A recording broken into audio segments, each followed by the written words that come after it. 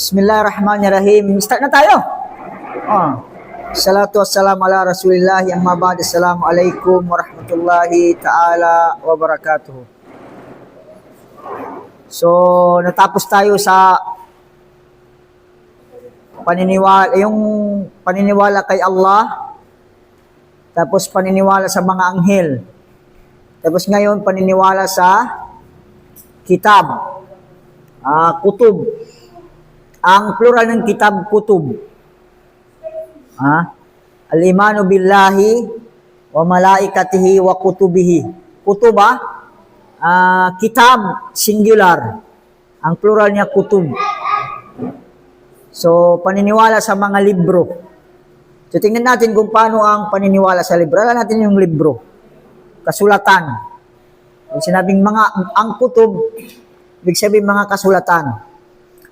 So, ito ang pagpapatutuo na ang Allah subhanahu wa ta'ala ay may mga kasulatan na ibinaba sa kanyang mga propeta at sugo. So, ang mga propeta, naano natin ang pinagkaiba ng propeta at sugo? Kasi ito, propeta at sugo.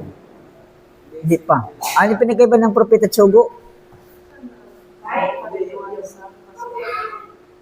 Kasi dito nakalagay sa kanya mga propeta at sugo.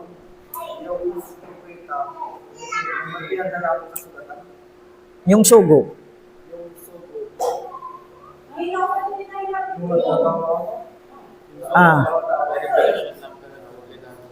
Sugo.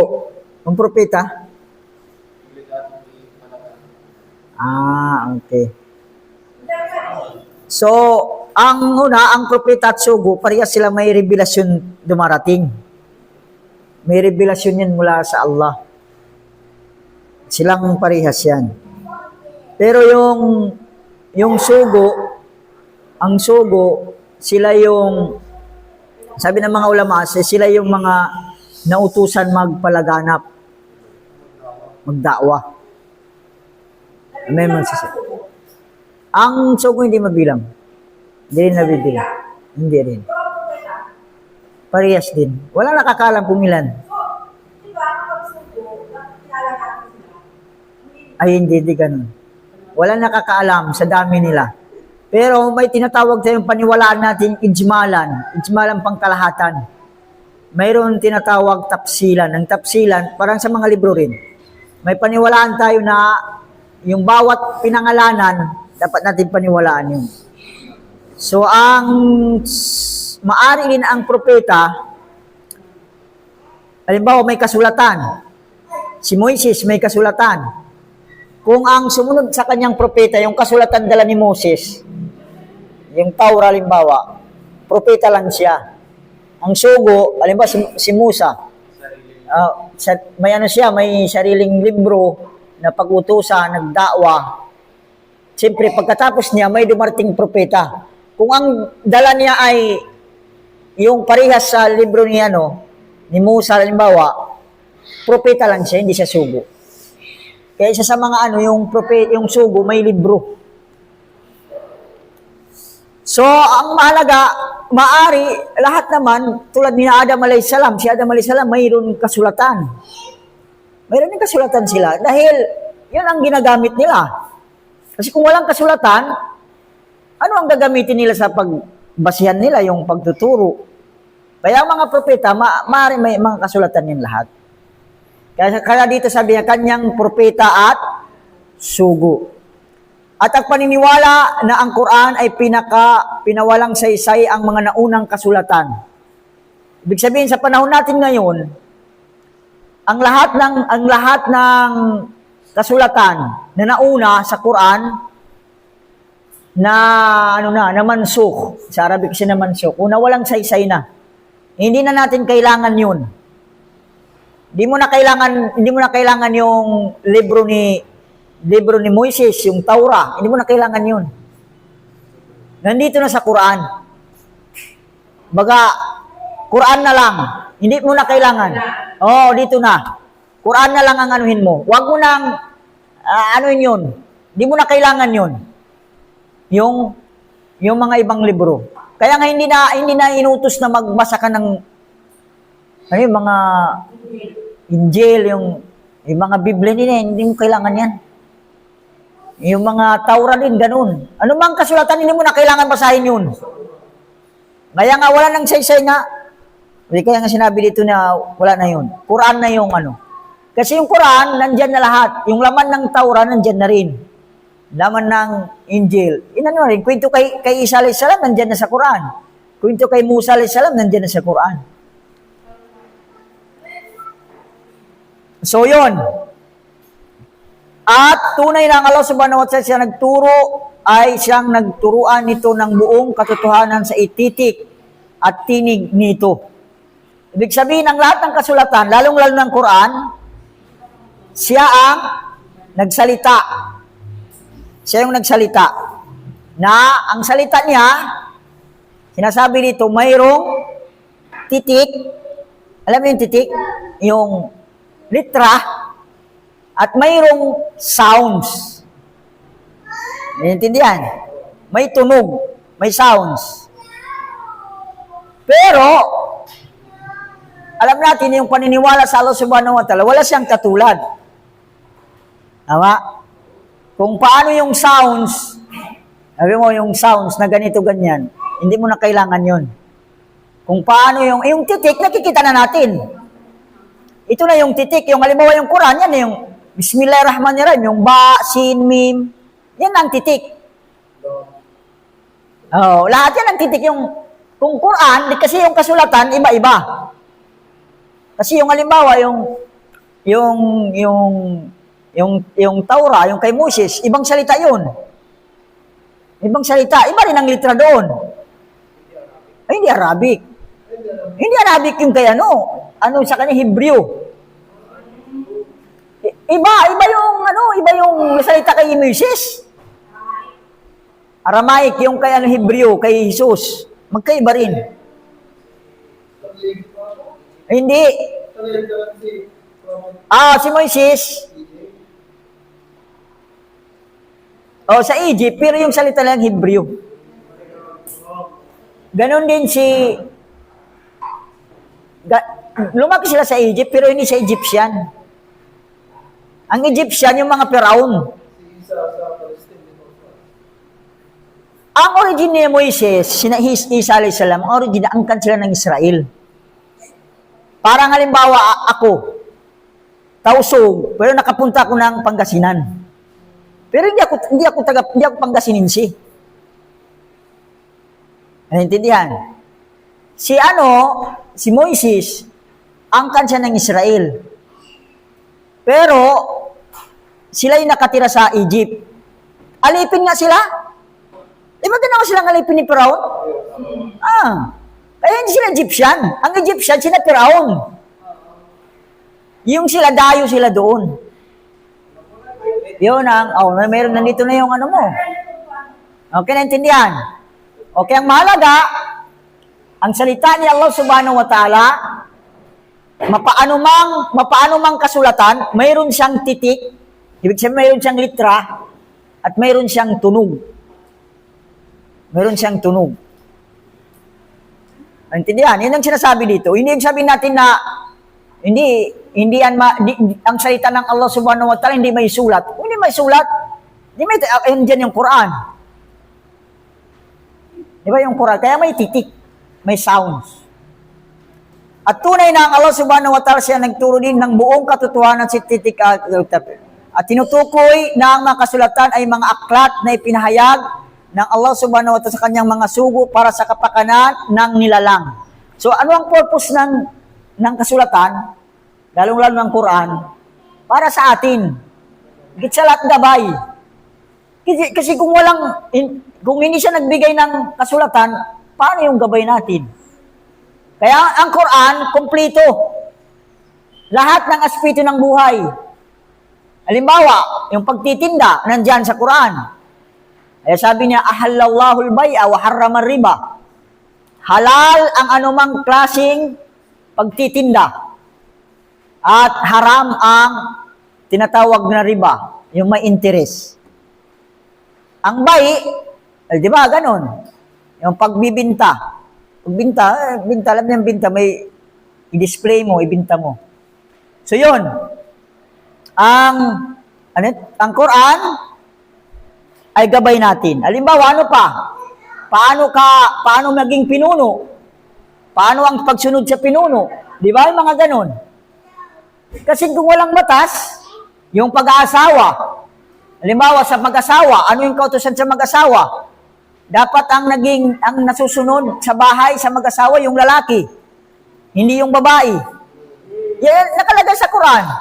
Ar-rijalu qawwamuna 'alan nisa, sabi ng Quran. Rijal, ibig sabihin mga kalalakihan ang dapat namumuno sa mga kababaihan. Kaya kung nabaliktad yan, maari na una sa lahat yung pagsuway. Pagsuway mo sa kautusan, sa ruling na nilagay ng Quran. Kaya nga, sa Islam, inuutos yung magsunod yung babae sa lalaki. Wala nang higit na susundin nila pagkatapos ng Allah, yung asawa. Yung mga kababaihan. Pero yung lalaki, magulang mo pa rin yung mas higit. Isip pa, ma-depress ka na, hindi ka maging maligaya. Di ba? Stress. Yung stress mo, yung inisip mo yung problema, kasalukuyan. Tanungin mo yung Islam, ano ba yung ka-Islam? Kaya nga may paniniwala sa mga kadar, mayroon yung mga sabar, mayroon yung ganito-ganyan. Kaya yun ang i-apply mo. Tinuturuan ka ng Islam. Kung halimbawa, nalugi, di sabar, di kadar, kung gano'n ang inisip mo, magkaroon ka ng stress, wala.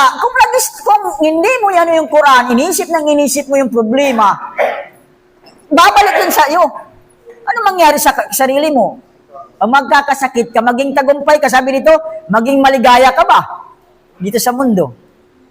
Kaya nga ang sinabi ng Quran, sabi niya, man amila salihan min zakarin aw unsa wa huwa mu'min falanuhyiyanna hayatan tayyiba. Tingnan mo ang Quran, ang sinabi niya. Sino man sabi niya ang gumawa ng mabuti mula sa kalalakihan o kababaihan, pero mananampalataya, yun ang sinabi ng Allah. Bibigyan namin sila, sabi niya, ng buhay na maayos, buhay na maligaya, buhay na masaya. Imagine ganun sinabi ng Islam. So sabi ni Ali, sabi ng mga nagtatapsir, ano yung buhay masaya? Paano ka maging buhay masaya? Alam niyo kung anong sinabi nila? Yung pagkakuntinto. Ibig sabihin, ibigay sa iyo ng Allah subhanahu wa ta'ala, makuntinto ka kung ano ang mayroon ka. Ang tao kapag kuntinto kung anong mayroon siya, masaya na. Pero kung hindi makuntinto, nandyan na yung lechon manok, gusto pa yung lechon baka. Ha? Nandyan na yung lechon manok, kuntinto ka na. Di ba? Hanapin mo yung wala. Ano wala talaga? Di ba, Mira? O yun. Paano yung sinabi ng Quran, maging maayos, maligaya, masaya ang buhay mo? Saan? Ibig sabihin, bibigyan ka ng Allah subhanahu wa ta'ala. Sino magbibigay? Allah subhanahu wa ta'ala. Ibig sabihin ibigay sa yung maging kontento ka. Maging kontento ka kung ano ang mayroon ka. Secret yan. Pero tinuro ko na sa inyo. Secret yan. Para maging makontento kayo, isa lang. Para maging masaya. Kontento. At tulog ka na. Huwag mo nang isipin, hindi ka makatulog pa sa pag-inisip mo ba yung mga... Diba? Diba? At higit sa lahat, hindi lang sa mundo, pati sa kabilang buhay. Kasi kung halimbawa may nalugi ka, laber ka, sinisi mo, kung lahat masisi mo nang sa loob ng bahay, mayroon ka bang gantimpala doon? Bagkus kasalanan. Naninisi ka pa na wala namang mangyari. Nabasag ang baso ng anak mo. Sisihin mo, kadar. Di ba? Makukuha rin natin yung kadar, nandito pa rin. Inisip mo agad, hindi mangyari ang lahat ng dito sa mundo, hindi mangyayari. kung hindi yan ay pinahintulutan ng Allah subhanahu wa ta'ala? At kung hindi yan, nakasulat sa Lauhil Mahfuz. Di ba yung makapunta kayo dito? Ito ay kadar. Kung hindi kayo makapunta, yun din ay nakasulat din yun. Pero kung ano man yung intensyon mo, halimbawa, nag-intensyon ka pumunta dito, hindi ka natuloy, mayroon kang gantimpala. Kahit hindi ka matuloy. Nag-intensyon ka lang. Basta mahalaga naman na talaga na hindi ka natuloy, may dahilan. Hindi yung intensyon ako, punta ko sa Masjid Balbalat itong atin ng klase, tapos may tinamad ka. Walang-wala yung ganun. Pero yung halimbawa, nag-intensyon ka talaga, tapos may parang emergency o may pinuntahan ka na kailangan, mayroon ka pa rin gantimpala. Ganun ang Islam. So next, okay na yon ang kasulatan, hindi lang Quran lahat ng kasulatan, ito ay una, salita ng Allah subhanahu wa ta'ala. Ang lahat ng kasulatan, salita ni Allah subhanahu wa ta'ala.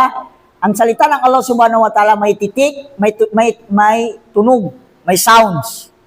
At ang lahat ng kasulatan, ito ay gabay ng tao. At ito ay para ikakabuti. Ang pagsunod sa kasulatan, ito ay kakabuti ng lahat ng nilalang. Lahat, pati tayo. At ito ay patnubay natin na upang makuha natin ang kaligayahan sa mundo at kabilang buhay. Yan ang lahat ng kasulatan. So, ang paniniwala sa mga kasulatan ay binubuo ng 4 na sangkap. Mayroon siyang parang, dapat nandito yung 4 na ito.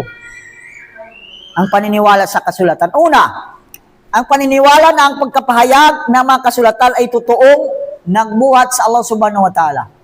Ibig sabihin lahat ito ay mula sa Allah subhanahu wa ta'ala. Galing sa Allah ang kasulatan. Kaya pinapaniwalaan natin, lalong-lalo ng Quran.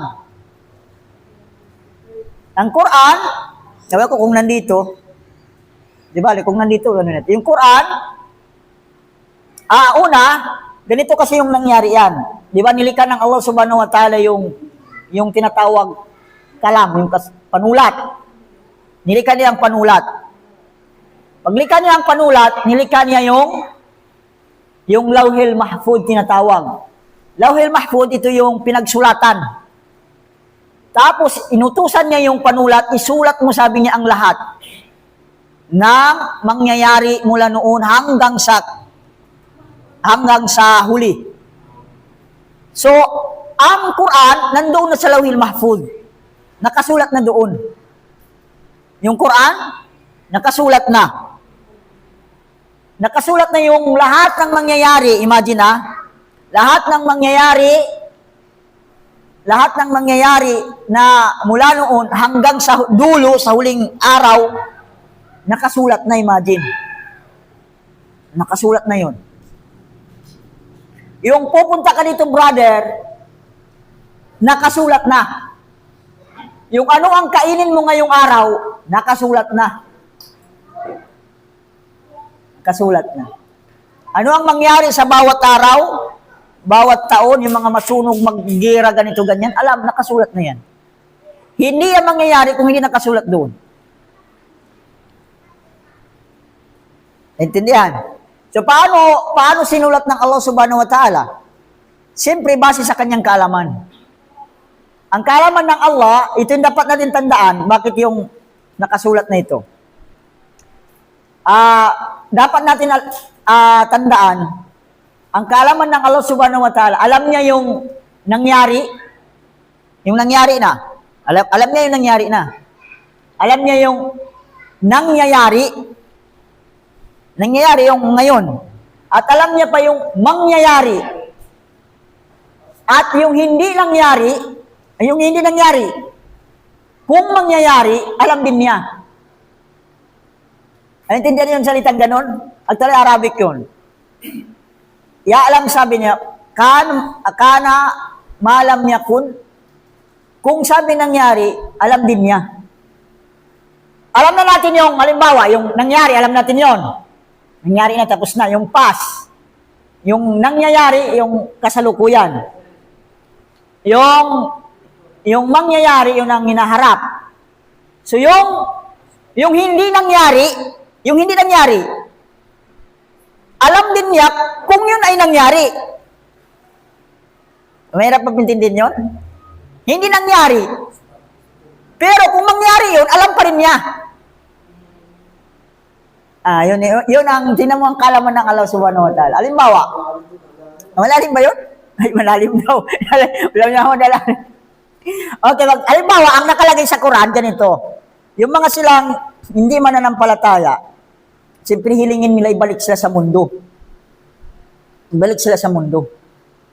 Di ba hindi nangyari? Hindi na sila ibabalik. At sabi ng Allah subhanahu wa ta'ala, kung ibabalik kayo, kasi ang pangako nila, gagawa na sila ng mabuti.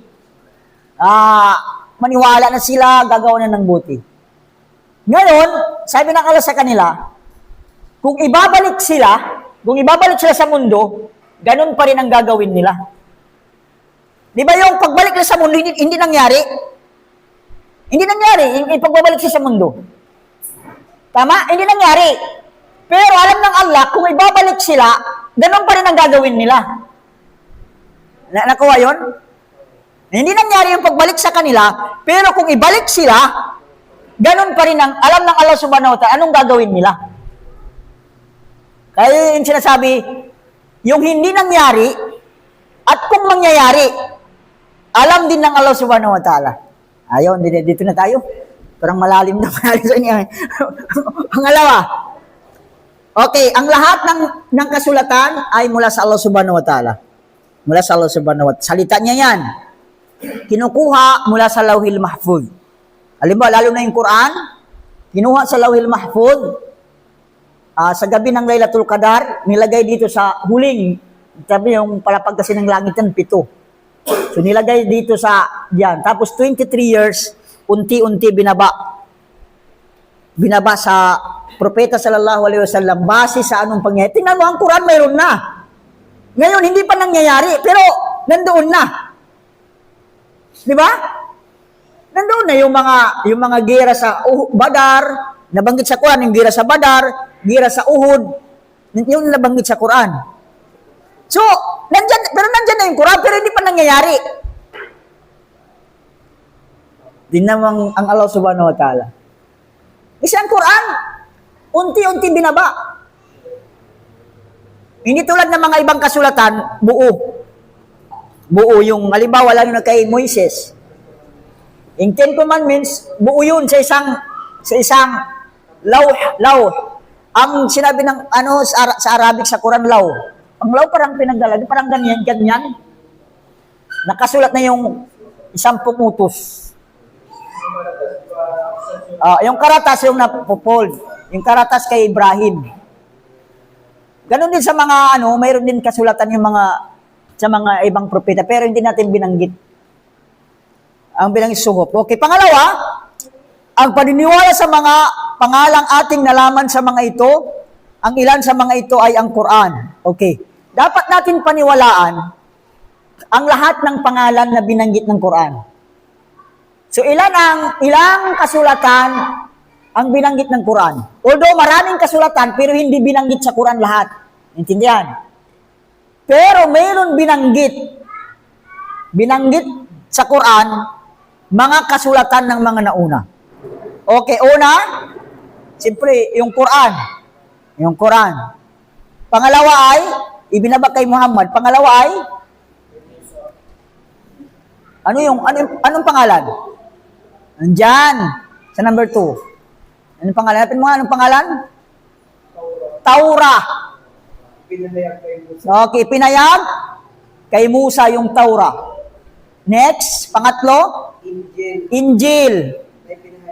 Ipinayag kay Isa sa Injil, ito yung Arabic. Pero sa mga English Filipino, kung ano-ano na yung nila sabi nila yung Bible, Ebanghelyo, New Testament, no? Ay Old or New Testament, Old yung kay Musa.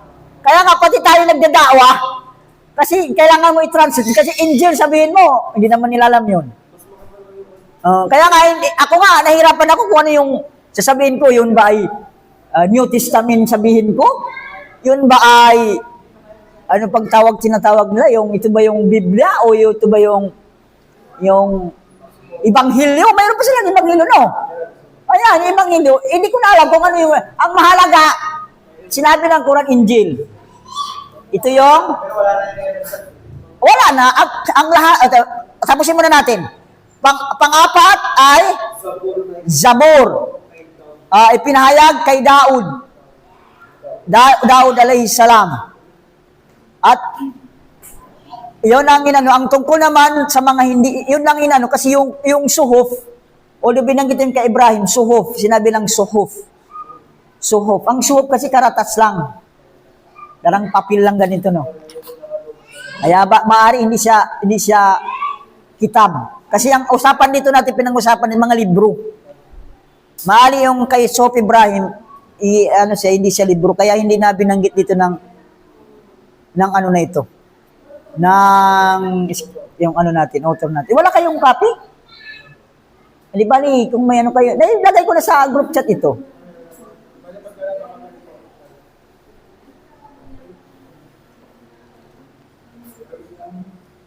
So, ano yon? So, ang tungkol naman sa mga hindi natin alam na mga pangalan sa mga ito, dapat din nating paniwalaan ang mga ito sa pangkalahatang pananaw. Okay? So, ang paniniwala sa kanila, paniwalaan natin ang tigi-isang nabanggit. Ang tawag diyan, tapsilan. Tapsilan, ibig sabihin tapsilan yung nabanggit isa-isa. Paniwalaan mo yun. Ang hindi nabanggit, doon natin isama sa paniniwala, tinatawag dito, pangkalahatang pananaw. Pangkalahatang paniniwala. Sabi, basta, maniwala tayo na may mga kasulatan pa na ibinigay, pero hindi binanggit ng Allah subhanahu wa ta'ala. Kasi hindi naman na kailangan banggitin. Bakit ba? Kung banggitin pa. Hindi naman, wala namang pakinabang sa atin. Di ba? So, hindi na binanggit ng Allah subhanahu wa ta'ala dahil hindi naman mahalaga na ang pangalan. Next. Pangatlo. Ang pagpapatuo sa mga wastong pahina nito, katulad ng mga pahina ng Quran, at mga nilalaman nito ay hindi pinapalitan o binabaliwala ang mga nilalaman sa mga naunang kasulatan. So, ang Quran, lalo na panahon natin Quran, pinapatutuo ang nauna. Actually, yung mga kitab ni Isa alayhi salam, nagpapatutuo sa mga nauna. Halimbawa, ito yung Quran. Yung mga angkan ng Israel, alam nila yung kwento kay Musa. Pero mayroon silang mga maari na mga hindi sila sigurado. Ngayon, binaba ang Quran, sinasabi ang nangyari kay Musa na alam nila. Di ba? Pinatutuo, sabi niya nangyari yan. Ganon din ang panahon ni Isa alayhi salam. Mayroon din na yung patutuo kay Isa. Sabi na si Isa alayhi salam, halimbawa, yung si Isa alayhi salam ipinanganak na walang tatay. Pagpapatutuo. Yun ang halimbawa yung Quran, nagpapatutuo sa mga naunang kasulatan. Nagpapatutuo rin sa mga naunang pangyayari. Kasi mayroon silang alinlangan. Halimbawa, ito nag-alinlangan sila kung napatay nila si Isa alayhi salam. So, darating ang Quran, ipaliwanag sa kanila yung ano yung totoo. So, ano sinabi ng Quran? Wa ma kataluhu, wa ma salabuhu. Hindi siya napatay, hindi nila napatay siya, hindi rin nila naipako. Walakin subbiha. Ang subbiha, sa loob ng Quran. Ang sinabi ng Quran, sabi niya hindi nila napatay, hindi nila naipako sa loob ng Quran. Bagkus sabi niya ay may ginawang kawangis niya. Yun ang ginawa ng Quran. Bal rafa'ahu. Bagkus sabi ng Allah subhanahu wa ta'ala, itinaas namin siya. So ito tayo yung paniniwala natin kay Isa alayhi salam, yun ang totoo. Itinaas ng Allah subhanahu wa ta'ala. Next, pang-apat, ang isa katuparan ng mga batas nito. O, tingnan niyo, Ang batas lalo ng Quran, pinakamalaga isa katuparan. Isa katuparan ang batas na ito na hindi binigyan ng kawalang kabuluhan. So ito yung alam ninyo sa panahon ni Propeta Muhammad sallallahu alaihi wasallam. Makikita natin ang Islam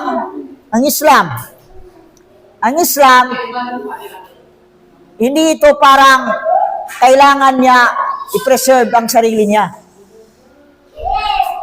Kasi batas siya. Pero nangangailangan siya, ano yung kailangan niya para ma-preserve? Una, kailangan ng Islam, batas ng Islam, lalo ng Quran, una, tao. Kailangan ng tao. Pangalawa, kung may tao, alam mo, yung Muslim, ito yung tao. Tama? Yung naniniwala sa Quran, yun lang mga tao. Kailangan ng Quran, kailangan ng Islam. Para maisabatas ang batas ng Quran. Pangalawa, kailangan ng lugar. Kahit nandito na yung Muslim, walang lugar. Saan ipapatupad yung batas? Di ba? Wala tayong pagpapatupad. Alam mo sa Pilipinas, nandito yung batas ng Islam, alam natin. Halimbawa, ito na yung sa pag-asawa lang. Ngayon, hindi pwede mag-asawa yung babae lalaki below 18. Di ba? So, batas ng Islam, pwede. Basta, binata dalaga na, pwede na. Tapos, sa batas ng Islam, mayroon lang yung mga hindi pwede mag-asawa, hindi pwede magpakasal. Halimbawa, yung magkapatid, yung mag-ama, magtito, magtita. Parang pang second degree lang. Tama? Yung tita yan, second degree, no? Tama ba ako? Sa degree.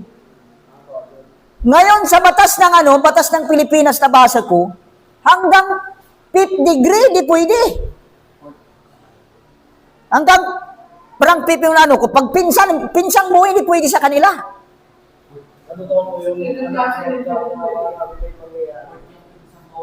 Ilan? Port? Hanggang pinsan mo, hindi pwede sa batas ng Pilipinas. Kapag nagpakasal sila, invalid. May invalid kasi lalabag nila yung batas. Family code. Pero batas ng Islam, pinsan mo, pwede na. Kaya nga sinasabi niya hanggang sikan kasin. Parang nabasa ko, narinig ko, hanggang 5th degree, hindi pwede magkasal. Yan ang batas. So, wala tayong lugar. Kahit yung bar, hindi din sila hindi ko yung bar kung may mga batas. Okay, saan na tayo? Okay, kagiliwan, ito ay sumusunod sa itinagubulin nito. Maging alam natin ang magiging kinahinatnan nito o hindi natin alam. Sa makatuwid ang lahat ng mga naunang kasulatan ay pinaniwalaan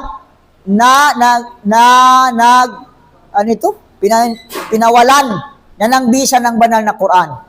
So ito yung sinasabi natin.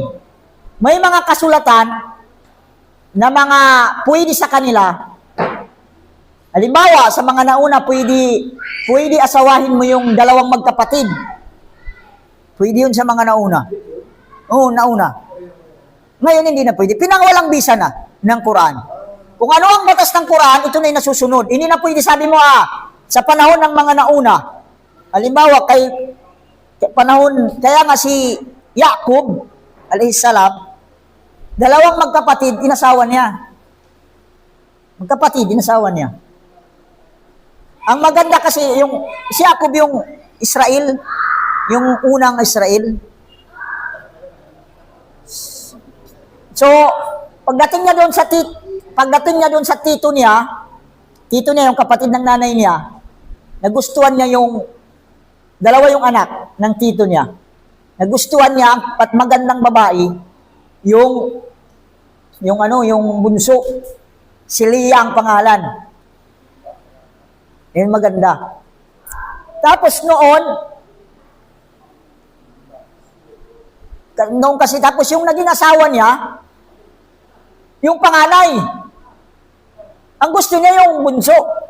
Sabi niya, sabi niya, ipaasawa rin sa kanya yung isa pang kapatid.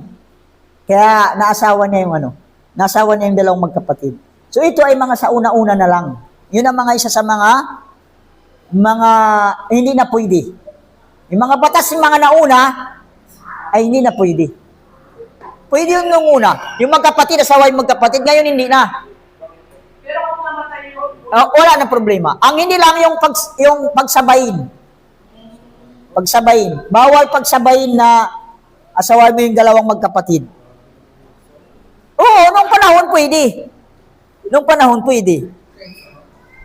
Pero sa ngayon, batas natin ngayon, sa Quran hindi na, illa makad salap. Antads mo bainal ukhtayn, sabi ng Allah subhanahu wa ta'ala. Yung pagsabayin mo, sabi ng dalawang magkapatid, hindi na pwede, maliban sa mga nauna na lang. So may mga batas na bawal na. Hindi mo na pwede sundin yung mga batas ng nauna. Ano pa ba yung batas ng mga nauna na hindi pwede? Isa na yun. Ha? Yun lang yung magkapatid pag pakasalan mo yung panahon ni Adam alayhis salam, yung magkapatid. Kasi sila lang naman yung tao. Okay, sabi ng Allah subhanahu wa ta'ala sa Quran, wa anzalna ilaykal kitab bil haqqi musaddiqan lima bayna yadayhi minal kitab wa muhaiminan alayhi. At aming binabasa iyo ang Quran bilang patutuo sa nauna sa kanya na kasulatan at tagasaksi nito. Ito ang Quran, nagpatutuo sa mga nauna. Ibig sabihin, patutuo yung mga kwento kay Musa, kwento kay Isa alayhis salam, kana Yusuf alayhis salam, kana Adam alayhis salam. Ang dito lang sa atin, yung malaking dito, yung kwento kay Isa alayhis salam. Kasi dapat sabihin mo yung katotohanan. Kasi sa kanila, actually, kung magbasa ka talaga ng nila, ang unang nila yan, anak ng Diyos lang. Hanggat nang tinaas nila, hanggat naging Diyos na. Pero kung magbasa ka ng umpisa, yung pagkatapos ni Isa alayhis salam, binago nila. Yun yung mga binago nila, naging anak ng Diyos. Tapos, nagtagal, tinaas na nila. Ginawa ng Diyos na. May mga batang yan. Wala. Talaga kung yung isip yung gamitin mo, di ba? Kung tayo na alhamdulillah nagabayan tayo sa Islam, tayo ay parang makikita mo na yung mga, saan yung isip nila, Halimbawa, ito ngayon, yung Nazareno. God bless. Uy, grabe na sabi ko na kung hindi ito panahon ng ganito, yung revolto na yun, nakaano lang. Di ba? Nakatambay lang. Pag ganito, iparada nila, grabe naman yung tao. Saan na kaya yung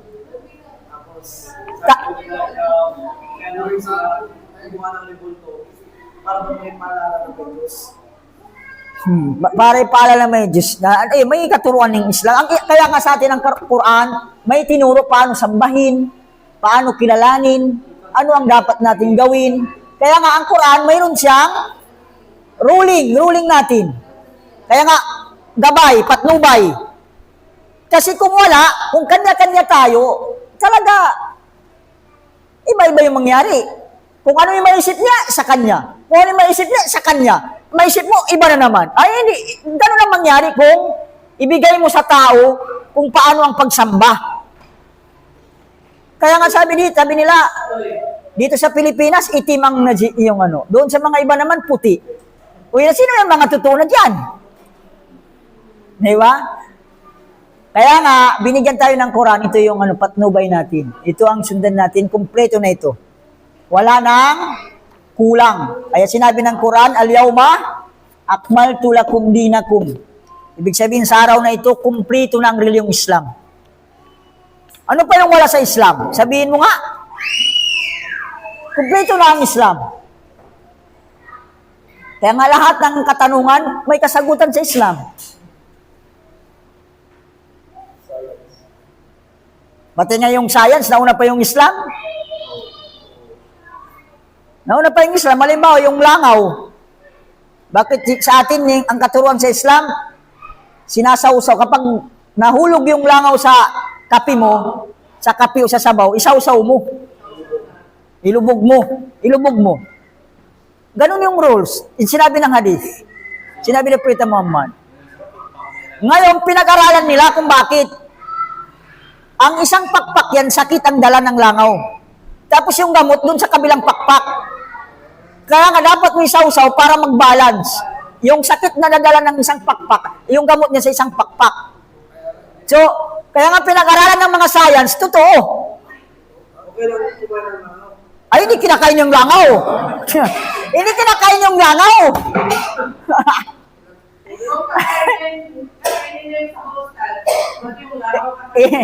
Pag, yung ano lang, kung nahulog, na ano,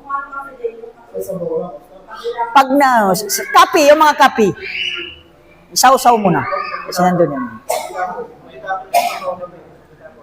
Hindi tapon. Ang katuruan ng Islam sa atin, hindi natin itapon. Pero kung basta isaw-saw mo, ganun yung ano. Pero huwag mong kainin yung langaw. Pag saw-saw mo, tapon mo yung langaw. Itapon yung langaw, hindi yung ano. Ganun yung ano. Kaya nauna ang Islam sa mga science. Yung may discover ko yung science na bago yung may ilog daw sa ilalim ng dagat. Tapos, totoo naman mo, pero may disadvantage mo sa Quran. Halimbawa, yung dalawang ocean, hindi naghahalo. Pinuntahan nila yan. Yung talaga, hindi talaga maghalo. Hindi maghalo, imagine. Nauna pa yung Quran. Yung Quran, sinasabi ng Quran. Kailan pa nila napuntahan yung mga dagat na ito? Yung hindi naghahalo. Pero nabanggitan ng Quran sa Suratul Rahman. Basta nandyan. Yung basta ocean yan, dalawang ocean, no? Hindi naghahalo. Pero sinabi na ng Quran. Na yung Quran, yung science, kailan lang? Yung Quran may 1447 na ngayon. 1,447 years na. Ang Quran. Na yung science, kailan lang? Di ba? Yan ang ano, talaga sa atin. Ang Quran, nagpapatutuo. Hindi lang sa mga nauna, pati yung nandito sa mundo, pati yung mga katawan nga natin. Di ba? Yung mga puso natin, saan yung mga utak natin. Ngayon,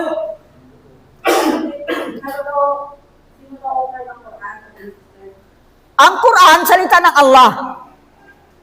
Kaya nga, ang lahat ng kasulatan, sinabi natin sa umpisa, ang lahat ng kasulatan, mula sa binanggit natin, mga Taura, mga Injil, pati ang Quran, ang lahat ng ito, salita ni Allah. Binibigay sa mga propeta. Halimbawa, ang Quran na lang, para hindi na natin anuhin, yung Quran. Revelasyon, papunta, kinuha ng Jibril alayhis salam, ang kinakausap ng Allah. Si Jibril alayhis salam, siya yung magdadala ng revelasyon, papunta kay Muhammad. Tapos doon kay Muhammad, pagdating kay Muhammad, siyempre ganito, basahin ni Jibril, alayhis salam, Anghel Jibril, i-memorize ni Propeta Muhammad kasi hindi siya marunong magsulat, hindi siya marunong magbasa. Kaya nga ang Quran, paano niya nalaman? Through verbal. Sabihin ng Anghel Jibril, tapos sabihin niya. Kung na-memorize niya na, sabihin niya sa mga sahaba, kasamahan. Na mga kasamahan, lahat naman nakarinig, i-memorize naman nila. Tapos, naisusulat nila kung saan-saan. Kung halimbawa, yung available na, yung balat ng hayop, may sulat nila doon. Alam niyo, iba pa yung mga panulat, di ba, yung mga noon? Parang may ano. Minsan sa mga bato, na isusulat kung saan-saan. Kung ano lang available na mapagsulatan. Pero, bago nila maisulat, memorize nila. Lalong-lalo si Propeta Muhammad, memorize. Si Propeta Muhammad, nire-review siya kada isang taon, isang bisis. Pupunta ang Jibril alayhis salam, babasahin niya yung Quran. Buo! Buo! Pagkatapos, nung sa taon na namatay siya, 2 bisis siya ni-review. Nire-review yung Quran. Kung ano at tanong mo, sinuotol ng Quran, ang Quran, salita ng Allah. Hindi siya yung may-ari. Salita niya. So, kaya nga, paano natin masasabi na salita ng Allah subhanahu wa ta'ala? Kasi, ang salita ng Allah subhanahu wa ta'ala, sinabi ng yung Quran, ajaban. Kaya sabi ng Quran, sami'na Qur'anan ajaban. Sabi ng mga engkanto. So sabi nila, ang Quran daw, nakarinig kami sa ng Quran, yung salita ng yung Quran, yung loob, ajaban, nakakamangha. Although, yung mga Arab, marunong sila sa Arabo, sa Arabic. Pero kung marinig nila yung Quran, yung salita ng Quran, although Arabic din, pero namamangha sila ng klase ng salita. Okay. Saan sila nakamangha ang Quran? Una, speaking sa grammar, kakaiba ang Quran. Alam nila yung mga grammar. Pero pagdating ng Quran, grabe ang grammar ng Quran. Isa.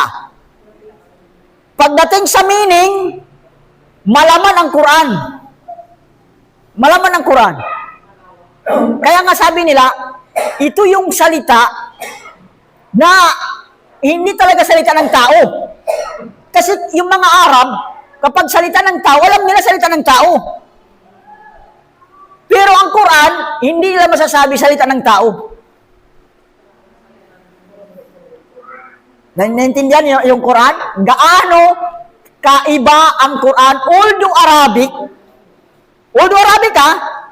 pero kakaiba. Kakaiba, nakakamanga, lahat ng aspeto ng salita. Mula sa mga balaga, tinatawag na sa grammar, sa mga laman, sa meaning, lahat. Ganun ang Quran. Kaya nga, ang hamon, ito na lang ang naiiwan natin, ngayong panahon, ang mga Muslim, wala na tayong miracle, himala. Ano ibig sabihin ng himala? Ahmed, kung tanong kita, ano ibig sabihin ng miracle? O himala? Okay, mga gawain na walang kayang gumawa. Ganun ang miracle. Kaya ang miracle ng mga himala na nagawa ng mga propeta, hindi kaya ng tao. Halimbawa si Moises. Si Musa alayhis salam, yung tungkod niya na nagiging ahas. Although yung mga magician, marunong sila mag-magic, yung lubid nagiging ahas, pero hindi yung totoong ahas. Tama? Pero pagdating kay Musa alayhis salam, totoong ahas. Kaya nga, kaya nga milagro, kaya nga miracle, kaya nga himala. Kaya ang ibig sabihin ng himala, yung gawain na hindi kaya ng sinuman. Naintindihan? Yung kamay niya, pinasok niya, ilabas niya. Magiging maliwanag. Si Isa alayhis salam, ano ang himala kay Isa alayhis salam? Yung magpapagaling ng bulag. Sino yung sa panahon natin ngayon, doktor, na kaya niyang anuhin yung bulag? Buhay ng patay. Sino yung doktor makabuhay ng patay? Wala din. Sino sa mga tao na makapagsabi ng malaman niya yung anong tinatago mong pagkain? Yun ang miracle. Kaya ang miracle, ibig sabihin ng himala, yung gawain na hindi kaya ng ibang tao. So wala nang himala sa panahon natin ngayon maliban sa Quran. Ang himala na iniwan ni Propeta Muhammad sallallahu alaihi wasallam sa atin, isa lang. Ang Quran. Paano naging himala ang Quran? Ayon.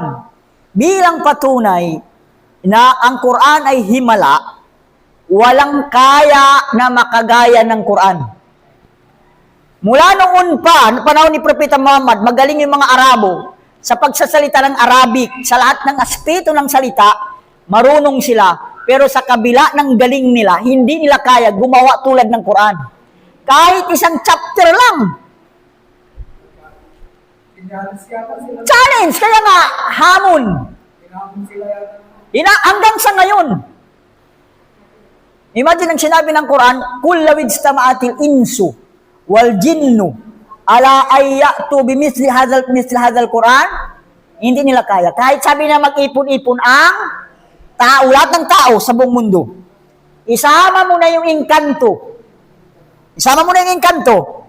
Nagagawa tulad ng Quran, hindi nila kaya.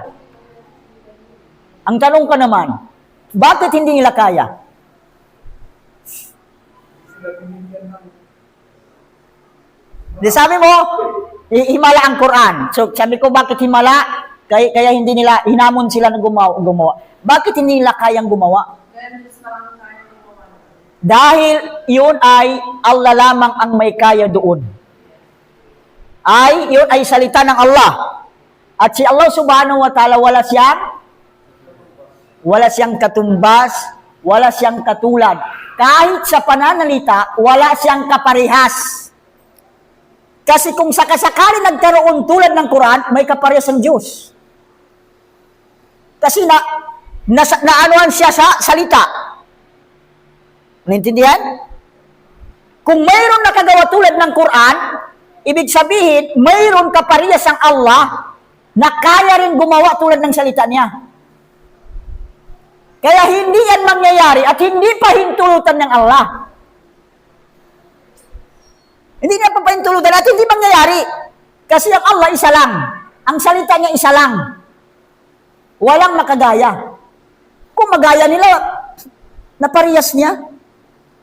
Yung salita ng Allah at saka salita na kung sino man nakagawa parehas, di parehas. Na hindi mangyari, hindi pwede.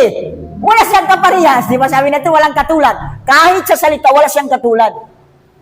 Kahit magbuo ng isang chapter, wala siyang katulad. Kaya hindi yan kaya. And then, naintindihan nyo na yung Quran? Malalim na ito. Malalim, Muhammad? Baka lumalim. Dito na tayo. Balikan natin yung Sana tayo? Ang paniniwala sa kasulatan ay nagdudulot ng magandang aral. Anong magandang aral na idudulot? Una, pag-iba ka sa nga, Ahmad?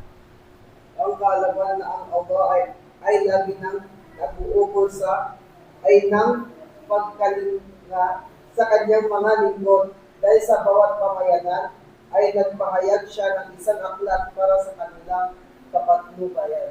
Okay, paniwalaan natin ito. Ito yung sinasabi na yung pangkalahatang pananaw. So, ang sinabi dito, doon nabasa dito, bawat pamayanan.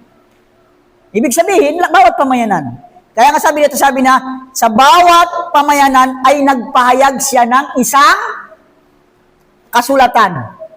So, ibig sabihin, bawat pamayanan. Anong ibig sabihin pala ng pamayanan? Ha? Ay, hindi. Yung nasyon, buo na. Pag nasyon, halimbawa, buo na. Yung tao, buo na yan. Buo na. Kapag tao na nirahan sa isang lugar. Halimbawa, kung Pangasinan, yung Pangasinan. Yun ang mamamayan. Pangasinan. Yun ang mamamayan. Kasi noong panahon, bawat bayan, bawat mamamayan, halimbawa, di ba yung mga propeta, doon lang sila. Halimbawa, si Lut. Doon lang siya sa lugar ng Sadum. Doon lang siya. Isang mamamayan yun, ang tawag doon. Halimbawa, si Isa alayhis salam, saan lang siya? Sa Palestine, doon siya sa Israel. Doon lang siya. Ganon yung mamamayan. So, ang sinabi dito, bawat mamamayan na mayroon nagpadala ang Allah subhanahu wa ta'ala ng kasulatan. Ibig sabihin, kung mayroong kasulatan, mayroong propeta. Kasi hindi naman, ang kasulatan hindi pwede hindi propeta. Ang lahat ng kasulatan ng Allah subhanahu wa ta'ala, hindi pwede sa hindi propeta. Kaya isa sa mga tanda na yung propeta, mayroon kang revelasyon mula sa Allah. Yun ang ibig sabihin. Ang ibig sabihin ng propeta, mayroong revelasyon mula sa Allah. Yun ang mga propeta, may revelasyon. So, darating ang ang sinabi ng Allah, tapos yung propeta na yun, siya yung magsabi sa bawat mamamayan niya. So, lahat. Kaya nga ang sinabi ng Quran, وَمَا كُنَّ مُؤَذِّبِينَ حَتَّى نَبْعَثَ رَسُولًا. Ito yung pangako ng Allah. Hindi namin paparusahan. Imagine ang Allah subhanahu wa ta'ala magkatarungan.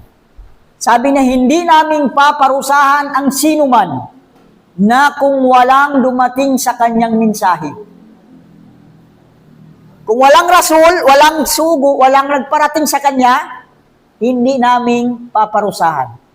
Ang tanong natin sa panahon natin ngayon, mayroong bang tao na bubuhay pa dito sa mundo na hindi dumating ang mensahe ng Islam?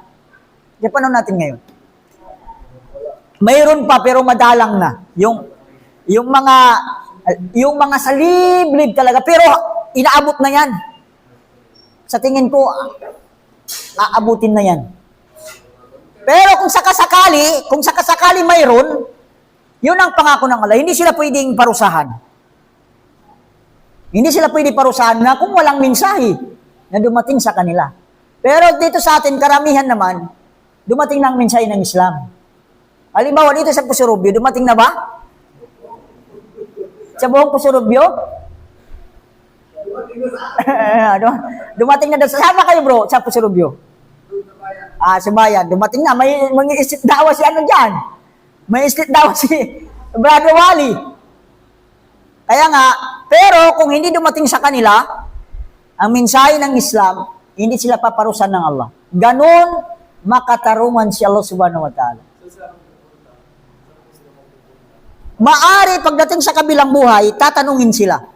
Titisting sila. Halimbawa, yung mga tao na buhay, yung sa pagitan ni Propeta Isa alayhis salam at saka si Propeta Muhammad, kasi walang propeta sa pagitan nila. Sa pagitan ni Propeta Isa alayhis salam at saka si Propeta Muhammad, walang propeta. At ang mahigit kumulang, ang tagal ng pagitan nila, 500 years. Hindi tulad ng, kasi ang huling propeta sa mga si Isa alayhis salam. Di ba sa mga kanang Israel? Tapos yung hula dito si Propeta Muhammad. So, si Propeta Isa alayhis salam, after niya, walang propeta sa pagitan nila. So, ang pagitan nila, 500 years. So, ang nabuhay dyan, hindi sila maaaring parusahan kasi walang mensahe.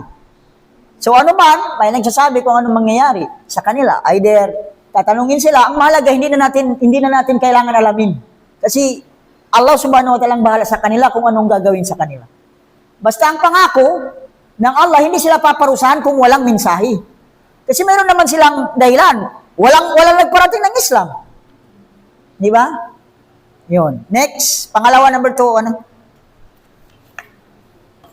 Ang kalaban na ang Allah ay may banal na layunin sa itinakda niyang batas dahil sa bawat pamayanan, siya ay nagtakda ng batas na sumasang-ayon sa kanilang mga kalagayan. Okay, dito sinabi, ang Allah subhanahu wa ta'ala, kaalaman ng Allah subhanahu wa ta'ala, yung kaalaman. Di ba sinabi ko na yung kaalaman ng Allah? Maulit nyo yon. Sino makaulit ang sinabi ko yung kaalaman ng Allah? Kaya dito, ang kaalaman ng Allah. Paano yung kaalaman ng Allah? Alam niya yung nangyari. Nangyayari. Mangyayari. At yung hindi nangyari, kung mangyari. Basta yun kaalaman niya. Kaya nga, naglagay siya ng batas. Alam niya yung mangyayari. Alam niya yung lahat ng pangyayari. So sabi dito, naglagay siya, ang kaalaman ng Allah subhanahu wa ta'ala, ang kaalaman ng Allah ay may banal na layunin sa initinakdang batas. Kung mayroon siyang ibinigay na batas, mayroon, sinabi ito banal. Banal na layunin. Banal na layunin. Bro, anong sabihin ng banal? Banal na layunin. Ang Allah subhanahu wa ta'ala, mayroon siyang banal na layunin sa mga batas ibinigay nila. Hindi daw alam ni Brother Hassan yung banal. Mga sagrado. Mabuti. Ang banal, kapag sinabi mong banal ka, yung wala nang masabi. Di ba may banal na tao? Banal na tao. Yung pag banal na tao, sinabi mo, banal. Yung parang, nandoon na sa'yo ang lahat ng kabutihan. Di ba? Kapag sinabing banal. Kasi banal, Ginagawa na yung ayon sa Allah. oh, ibig sabihin, oh, kaya nga ang Allah subhanahu wa ta'ala, nagpatupad siya ng batas, mayroon siyang banal na layunin. Although, yung mga tao tayo, minsan ang mga batas, hindi natin gusto. Parang sa tingin natin, parang may mali. Di ba? Halimbawa, tulad ng sinasabi natin, na ang kalalakihan, ang dapat namumuno sa kababaihan. Di ba? Mga ganon. So, tingin mo, bakit naman? Batas, hindi pwede maging pinuno ang babae. Di ba? Sabi mo, unfair. Di ba? Sabi ng mga babae, unfair. Pero sinasabi ito, may banal na layunin. May banal na layunin. Ang Allah subhanahu wa ta'ala naglagay ng batas. Eh, hindi naman yan. Sa tingin mo, sa tingin ng iba, unfair. Hindi makatarungan. Halimbawa, sa pagmana. Pagbibigay ng mana, 2 hati sa lalaki, 1 lang hati sa babae. Di ba? Kung halimbawa, 2 magkapatid, lalaki at babae, mayroon 300,000, 200,000 sa lalaki, 100,000 lang sa babae. Ha? Unfair, sabi ng babae. Pero sinabi dito, banal na layunin. Unfair sa lalaki, pero sa babae. So, hindi yun. Yun ang batas pinatupad.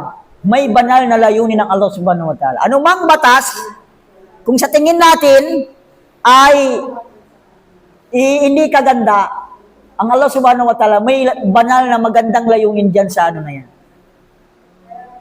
Okay? Anumang batas. Basta yung sa atin, sumunod sa batas. Sumunod tayo sa batas. Sabi ng Allah subhanahu wa ta'ala, kulli ja'alna minhum syir'atan wa manhaja. Sa bawat pamayanan sa inyo ay nakita kami ng mga batas at kaparaanan. Ibig sabihin, mayroon kaming nilagay batas. Nag-iiba yung batas ng mga propeta. May bawat propeta, mayroon silang mga naiiba sa batas. Pero isa lang ang tauhid. Okay. Lahat ng mga propeta alayhimus salam, pagdating sa tauhid, iisa lang. Pero pagdating sa batas, mayroong mga pagkakaiba. Kaya nga, kung makikita niyo hanggang sa ngayon, mga ulama natin, pagdating sa tauhid, dapat walang ano yan, walang nagkakasalungat. Wala kang marinig, sabi mo, ang mga ulama, pagdating sa paniwala sa mga anghel, nagsasalungat. Walang ganun. Pagdating sa paniniwala sa mga sugo, nagkakasalungat yung mga ulama. May ulama nagsasabi ng ganito, may mga ulama nagsasabi ng walang ganun. Pero pagdating sa batas, doon nagkakaroon. Mayroon salungat. Ayun, mabuti naman, kasi walang mic. Pagdating sa batas, doon nagkakasalungat. Halimbawa, anong batas nagkakasalungat ng mga uno? Yung sabi nila, yung babae pagpunta sa libingan ng mga babae, may nagsasabi na hindi pwede, may nagsasabi na pwede. Di ba? Tapos pari-parehas naman yung mga dalil na ginagamit nila. Halimbawa, yung nakakasira sa pag-ayon, sabi niya yung hijama. Alam niyo yung hijama? May nagsasabi nakakasira, may sabi hindi. Tapos ito lang, ito pa, yung nakakasira ng ablution.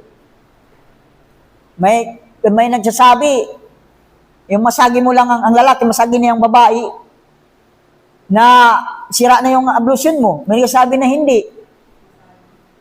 Ito yung mga batas.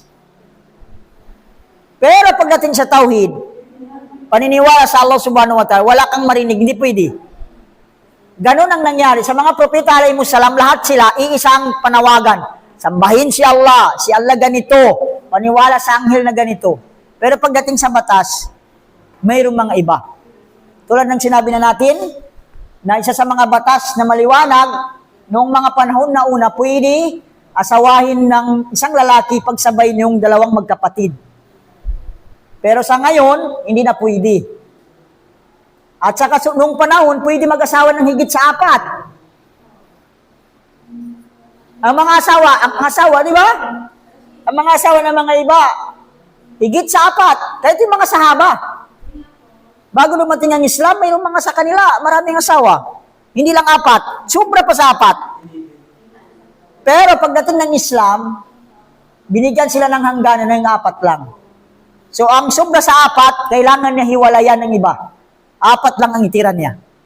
Nung dumating ang batas na pag-asawa na dapat 4 lang, iniwalayan nila na yung ano. Iniwalayan nila na yung ibang sigit sa 4. Dapat 4 lang. 4 dapat. Yun ang ano sa atin. Pero sa mga nauna, pwede. Pwede sa mga nauna. Kaya nga si Sulaiman, ilan yung asawa ni Sulaiman? Ha? Sinabi ng Biblia daw, 1,000. Wala po sa Quran, hindi sinabi. Ha? Si Prophet Muhammad, ang asawa niya lahat 11, pero yung isang panahon, Siyam yung asawa niya yung buong panahon. So kaya may batas sa atin sa Islam, may batas para lang kay Propeta Muhammad, hindi tayo kasali. Isa na yun yung pag-asawa ng si Propeta Muhammad, pwede na yung Siyam, pero sa atin hindi pwede. Tapos yung lahat ng asawa ni Propeta Muhammad, walang pwede mag-asawa sa kanila. Yung lahat ng asawa ni Propeta Muhammad, hindi pwede asawain ng sino man. Hindi pwede. Alam mo, sina Aisha nung napatay si Propeta Muhammad, hindi siya pwede mag-asawa ng sino man. Bakit? Hindi na natin, haba tayo, balik tayo dito. Ahmad, basta yung pangatlo. Ang pagpapasalamat sa mga biyayang bigay ng Allah. Okay.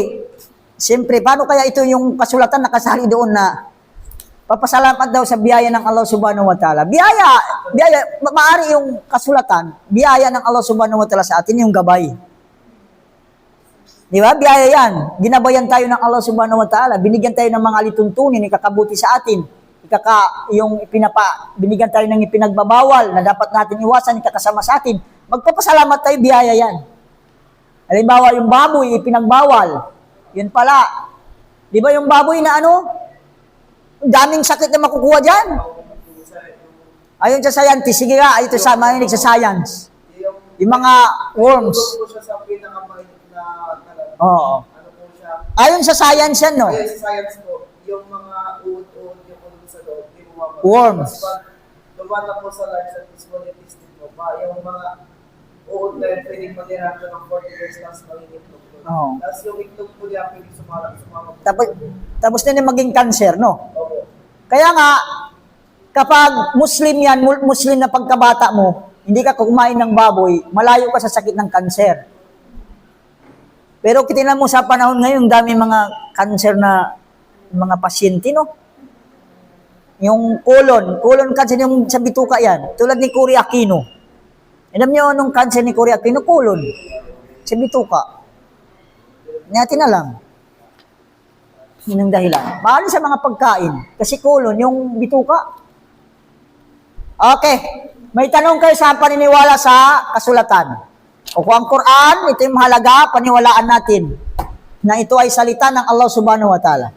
Sinabi niya na mayroong titik, may litra, mayroong tunog.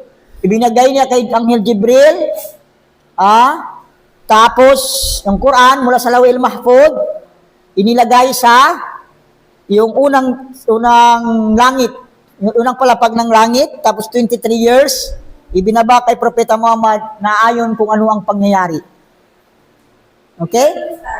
Wala sa lawang ng food, papunta sa isang malapad, yun. Buo. Kaya nga sinabi ng Quran, yung sa Suratul Buruj, Quranul Majid, fi lawhin mahfuz. Ibig sabihin, sa lawhin mahfuz, ito yung lawhin mahfuz, tinatawag na lawhin mahfuz. Di ba? Ano yung dulo? Yung una dito sa atin, yung huli. Baitul Izzah. Yan ang tinatawag. So paniwalaan natin salita ng Allah subhanahu wa ta'ala ang Quran. Ang Quran, hindi siya nilikha. Ang Quran, kaya nga may nagtanong, alam niyo anong pinost ni Abdul Razak nung isang araw? Nabasa ko noon.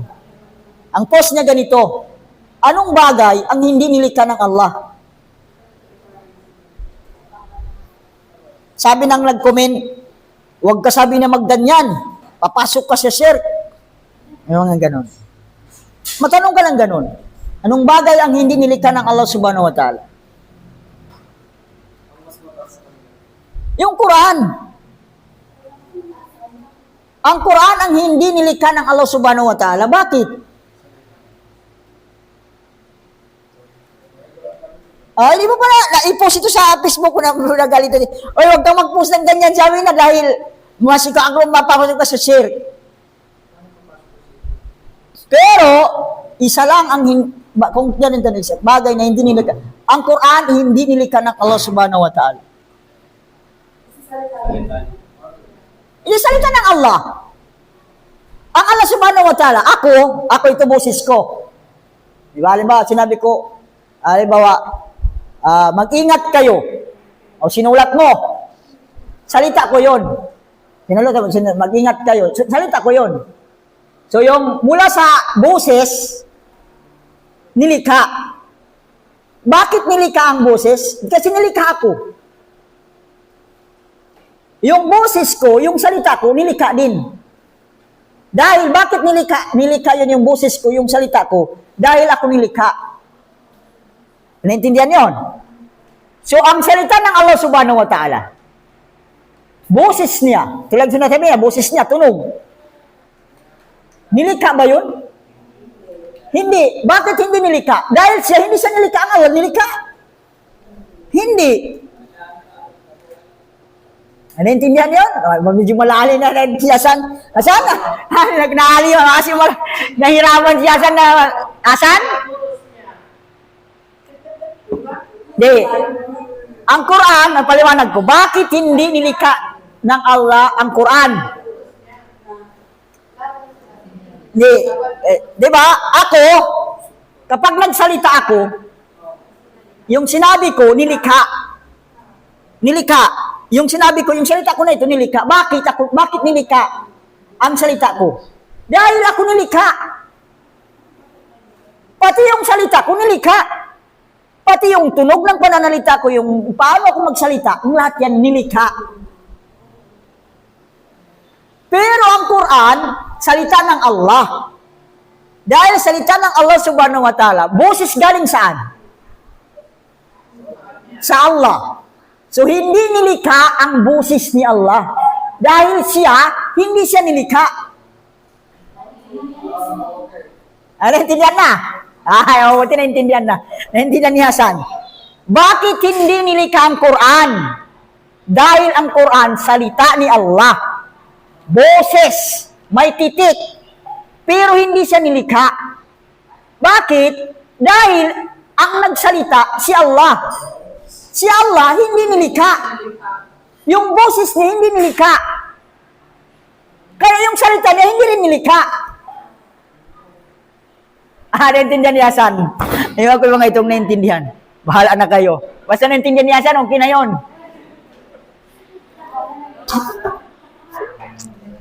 Naintindihan ni Hasan? Ayun. Dahil si Allah, hindi siya nilikha. Kaya ang boses niya, ang tunog na nilabas niya, yung salita niya, diba, Bismillahirrahmanirrahim. Sinabi yan ng Allah. Alhamdulillahi Rabbil Alamin Ar-Rahmanirrahim. Sinabi yan ni Allah, may tunog. May titik na, ay susulat na. Pero hindi yan nilikha. Hindi siya nilikha.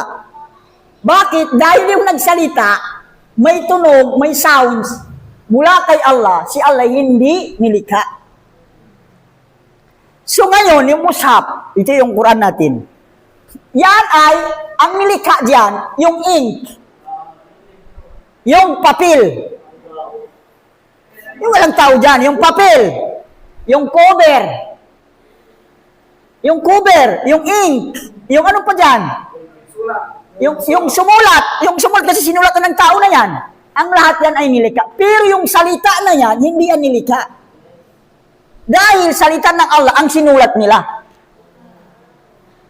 Ay, nantindihan na asan? Ay, lumalalim na. Ha? Ay, nalito si Hasan. Ang Quran, mushaf, balutin ko, yung mushaf na nahawakan natin, saan dyan ang nilikha? Ang nilikha lang dyan, di ba ang Quran ay salita ng Allah yan?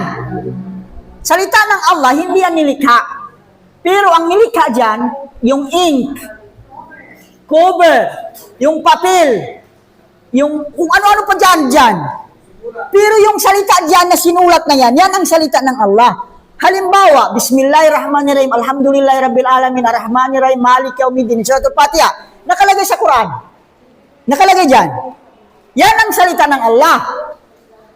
Pero yung pagsulat dyan, yan na ang ginawa ng tao. Yan na ang nilikha. Basta naintindihan na ni Hasan, okay na yan. Balik niyo. Okay na. Kasulatan. Malalim talaga pagpalalimin pa natin. Huwag na natin palalimin, mababaw-babaw lang, no? Si Hasan, hindi ka na nalito. Nalito pa. Okay na. Mayroon kang tanong. O sino may tanong tungkol sa Quran? Sino yung may tanong tungkol sa Quran?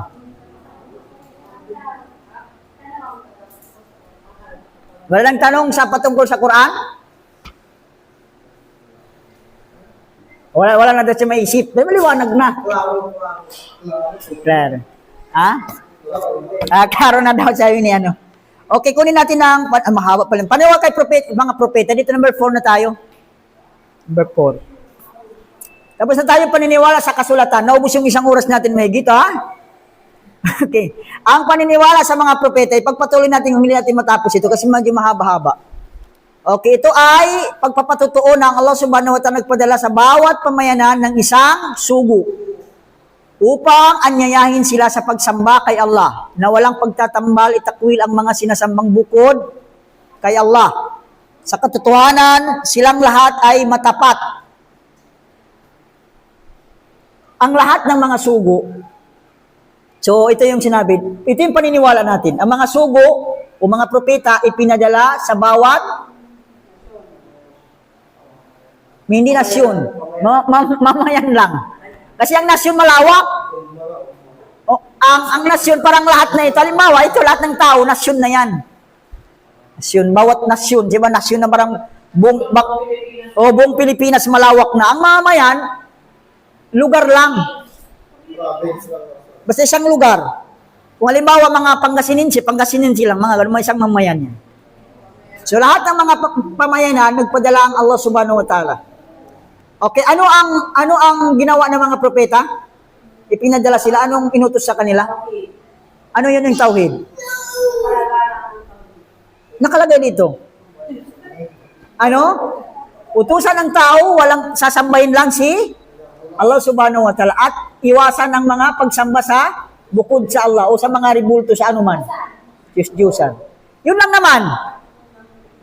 Ang ano nila, ang purpose nila, pinadala sila ng Allah subhanahu wa ta'ala, sabihin sa mga tao, anyayahan, ang sinabi dito, anyayahan ng mga tao, sambahin lamang si Allah at umiwas sa mga pagsamba sa mga Diyos-Diyosan. Yan ang, kung tanongin tayo, ano ang kautusan sa kanila, yun lang. Tauhid.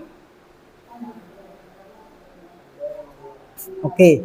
Pangalawa, sinabi dito, ang lahat ng mga propeta silang lahat ay matatapat.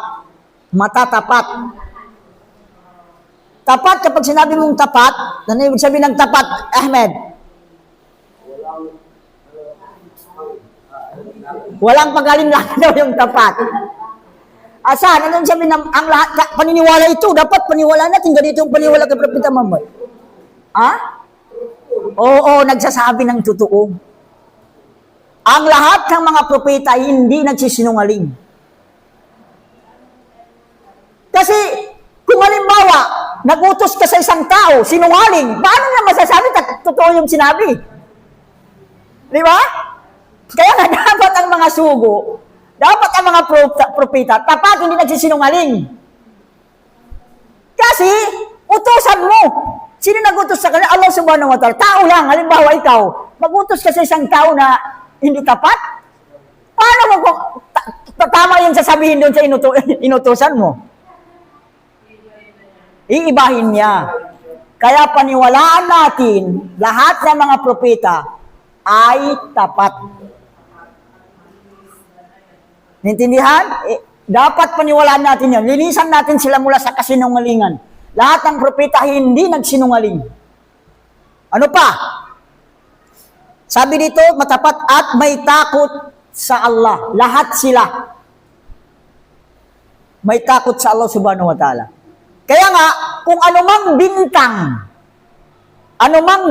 sa mga propeta, dapat natin hindi paniwalaan. Dahil ang paniniwala natin bilang Muslim sa mga propeta, sila ay tapat, sila ay may takot sa Allah. Ano ibig sabihin ng takot kay Allah na naman?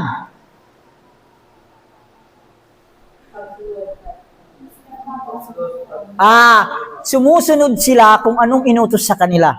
Di ba? Kapag anong isang takot ka kay Allah, sundin mo ang ipinag-utos, iwasan mo ang pinagbawal, yun ang takot sa Allah. O halimbawa mga bintang. Sinong propeta ang binintangan uminom ng alak? Di ba mayroon yun? Sino ba yun? Dapat hindi mo paniwalaan. Yung pumunta sa sinungaling, paano mo pagkakamit si Propeta Ibrahim, okay. Paano daw? Kasi sinabi natin ang mga propeta, tapat, kailanman, hindi dapat sila nagsisinungaling. Paano didipinsan ng mga ulama? Yung tatlong sinungaling ni Propeta Ibrahim, di ba? Una, ang sinabi, nagawa niya noong siya ay bata pa. Kaya nga ang sinabi ng Quran, sami'nal pata. Ang pata, ibig sabihin ng pata, binata. Ang pata, mula 16 pababa, mga ganyan. Yan mga pata. Ay mga ganito, ito pata. Pag babae, patayats. Pataya. Kapag plural kasi patayats. Kaya may mahad, patayats. Ang pata, ang plural na pitya. Pero yung pataton pala, ang pataton, pata. Pag plural patayats, plural niya ng pampitya. So, una, ito yung dipinsa nila. Una, si Ibrahim a.s. nagawa niya ang tatlo na yun. Siya ay bata pa. So, ang lahat ng propeta, nagiging propeta sa edad, 40. So, ibig sabihin, hindi pa siya propeta. Unang ano, kasi kailangan mo, paano mo sabihin na tapat ang propeta? Lalo si Ibrahim a.s. Sinabi na kapag tatlong sinungaling siya. So, una, inna sami'nal fata, yuqalu lahu Ibrahim. Sabi niya, narinig namin ang sumira diyan kasi tinatanong nila kung sino ang sumira. Sabi niya, sino ang sumira ng ano na yan? Sabi niya, narinig namin, sabi ng isang binata, yung fata, ginamit ng Quran fata, 16 pababa, sabi niya, ang pangalan niya si Ibrahim, o tinatawag Ibrahim. Binatawag siya. Sabi niya, sino ang gumawa ng ano na ito? Sino ang gumawa ng, binasag niya, tapos may tinira isang, malaki, nilagay ang palakol. So, ganito ang turo niya. Tingnan mo sabi nito. Halimbawa, yan yung malaki. Sabi niya, kabiruhum. O na ganito ang turo. Sa ganitong turo, sabi ng mga ulama, ilan ang sa kanya, ilan ang papunta sa kanya, sa daliri niya. Ilan ang sa daliri niya, ilan ang papunta doon. Ang papunta doon, isa lang ang sa kanya, 4. Ganyan. Ito sabi niya. Ito, siya sabi niya. Di ba? Isa, ilang inano niya? Ito sabi niya. Pero yung tinuturo niya, sarili niya. Pero hindi naman pwede, sabi niya, ako ganito. Kaya ang turo niya pa ganito. Ito turo niya, ako sabi. Hindi lang sinabi niya ako. Pero tinuturo niya yung sarili niya. Hindi lang mag-gets ng mga tao. Nagsinungaling ba siya doon? Sabi niya, ito. Ito sabi na ito. Ito sabi na ito. Di ba? Ito sabi na. ito sabi na yung gumawa. Isa lang ang doon, pag ganito yung turo niya, dalawa doon, tatlo sa kanya. Pero kung ganito yung turo niya, isa doon, apat sa kanya. Ba't sinasabi niya ito? Kabir. Isa pangalawa, ang ginamit ng Quran, kabir. Kabir. Ang kabir, malaki. Malaki. Diba sabi na, yung malaki sa kanila. O tingnan mo, ganito ang turo. Sa daliri, sino yung malaki? Ito ang tinutukoy niya, kabir. Ang tinutukoy na malaki, kabiruhum. Ibig sabihin, yung malaki sa daliri na ito. Di ba ito yung malaki? Ito sabi niya, yung gumawa, yung hinlalaki. Ang sinabi niya, kabiruhum. Ang kabiruhum, yung malaki sa kanila. Kasi nilagay niya yung palakol dun sa malaki. Tapos binasag na yung lahat ng kabiruhum. O sino yung malaki sa daliri? Hinlalaki ito. Tinuturo na sa sarili niya. Kabiruhum. Ha? Kabiruhum. Oo. Sabi na patayo ka lang. Sabi ng Quran, sabi na, ikaw ba sabi na ang gumawa dito? Sabi na, kabiruhum. Kabiruhum. Ganito, kabiruhum. Yung malaki sa kanila. Ang ng mga nandoon, kabir, yung kabir ng ribulto. Pero yung tinutukoy niya, kabir ng daliri niya. Ito yung tinatawag tauriya. Halimbawa, magbigay ko ng sample. Dumating yung, may hinahabol halimbawa, isang tao. Tapos nagtago dyan. Dumating yung mga nangahabol. Sabi mo, nandito ba si ano? Nandito ba yung, si pangalan ba yung hinahabol namin? Sabi mo, wala dito. Wala. Pero nandoon. Nandiyan sa kabila. Ang sinasabi mo, wala dito. Nagsinungaling ka ba? Hindi. Sinasabi mo naman, wala dito. Pero nandiyan sa kabila. Parang gano'n. Malalim?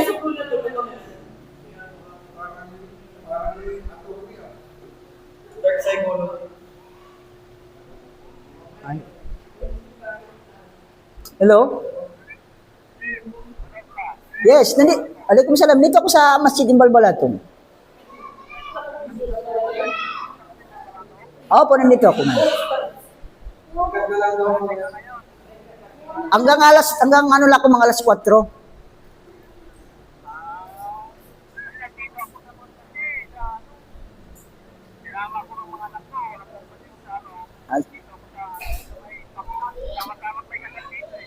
Sige, next time na lang, next Sunday.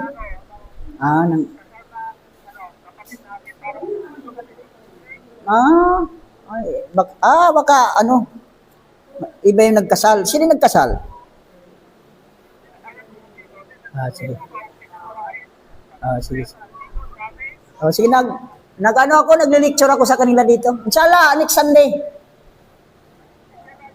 Sige. Next Sunday. Sige, okay. Sige.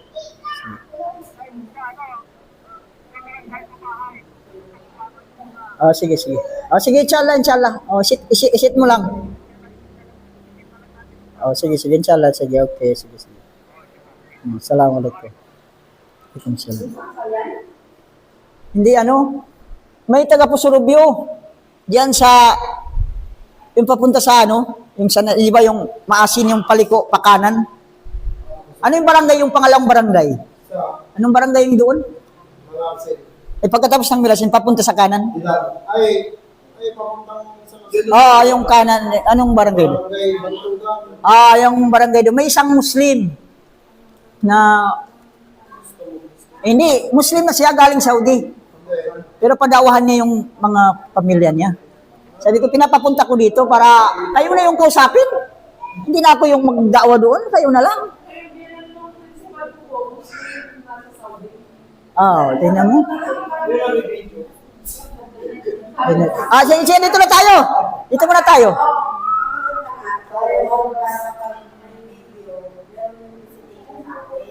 Sige, ano na? Sino pa ang, okay na yon?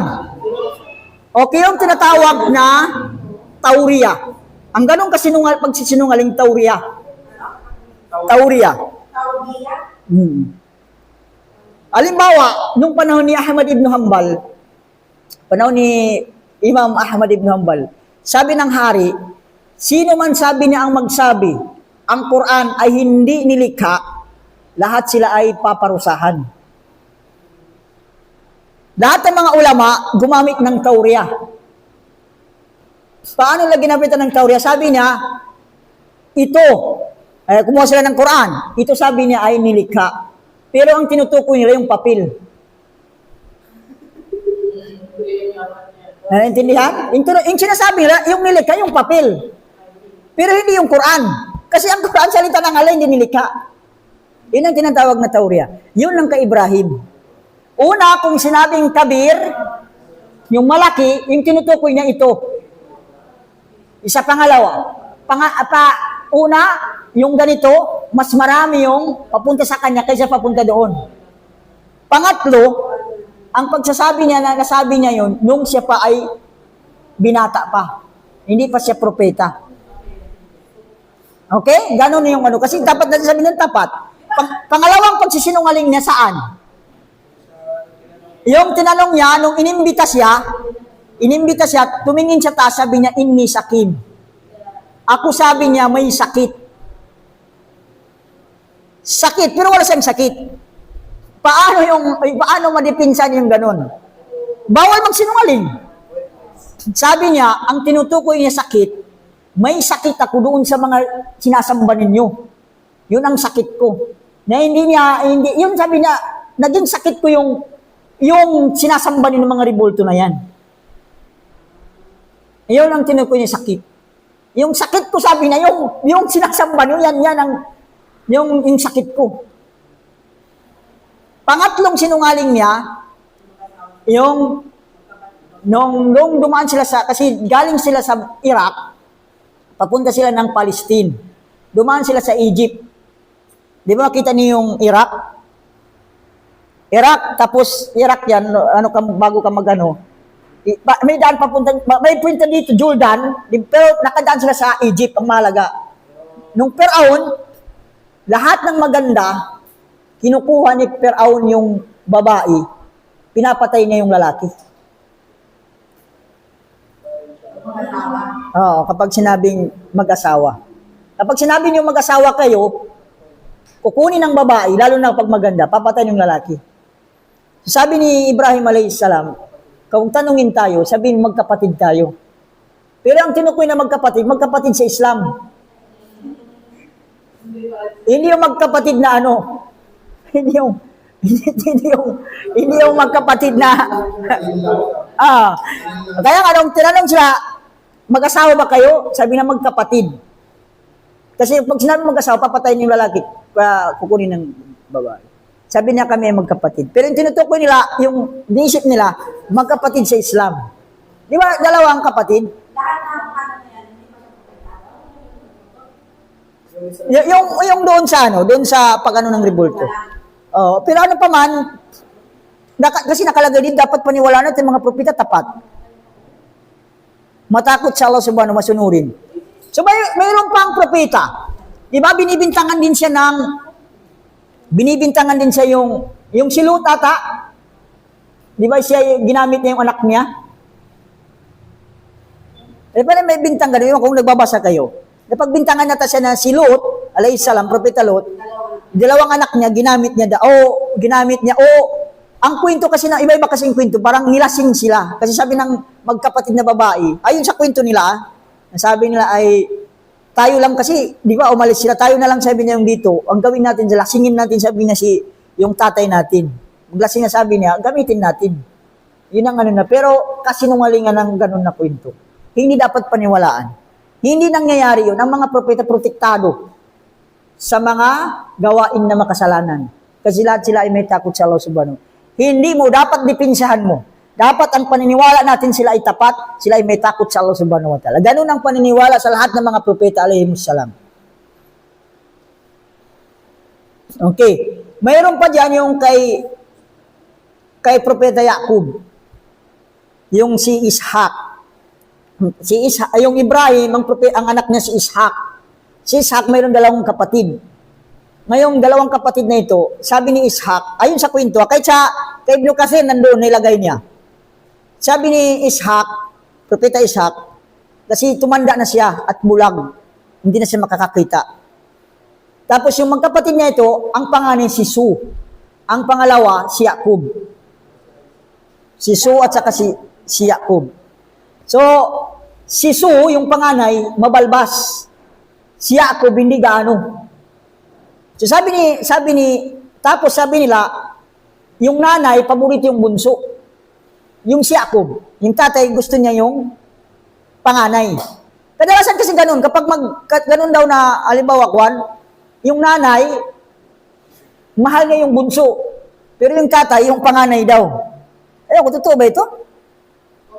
Pero ito nag-away palagi. Pero baka yung karamihan. Ang karamihan, kasi hindi naman lahat ito. Karamihan daw, kasi kapag hinahatulan natin, ibig sabihin karamihan. Kadalasan, ang anak na panganay, gusto ng tatay. Ang bunso, gusto ng nanay. So, gano'n ang nangyari, kasi dalawang magkapatid. So, sabi ni Ishak, mag-alay ka, sabi niya mag-alay ka ng kambing. Pakain mo sa akin, tapos ipanalangin ko na maging propeta ka, parang gano'n. Narinig ng nanay. Sinabi lang yun sa kuya. Narinig ng nanay. Gusto ng nanay maging propeta yung bunso. Tapos, ito sa kwento ng mga, baka mabasa ninyo. Kaya nga pinapasyon ng lingan-lingan itong kwento. Kay Ibn kasi nakalagay sa 25 prophets doon. Nasandali mo na yan. May kwentong ganito. May kwentong ganito. Tapos, kumuha ng hunting. Sabi kumuha ng tupa. Yung kuya. Tapos, inunahan nila. Silang mag-ina, kinunahan nila. Nagkatay sila ng tapos inihaw. Kasi ihaw yung piningi. Inihaw nila yung tupa. Tapos, nilagyan nila ng balbas pinakapal nila yung balbas ni Yakub. Pinakakabal. Tapos, binigyan ng bulag. Hindi na makakita si Ishak, si Propeta Ishak. Nung natikman niya, sabi niya ay tupa. Tapos, nung hinawakan niya, sabi na, yung busis, yung busis, sabi niya, parang busis ni Yakub. Pero sabi niya, yung katawan, kasi mabalbas, katawan sabi ni Su. Tapos, dahil doon, yung nalangin, binigay yung pagkapropeta sa kanya. Pagbigay ng pagkapropeta sa kanya, dumating na yung kuya. Pagdating ng kuya, tapos na. Sabi na tapos na. Ngayon sabi niya, niloko ako, sabi ng Kaya nga, nagalit yung kuya.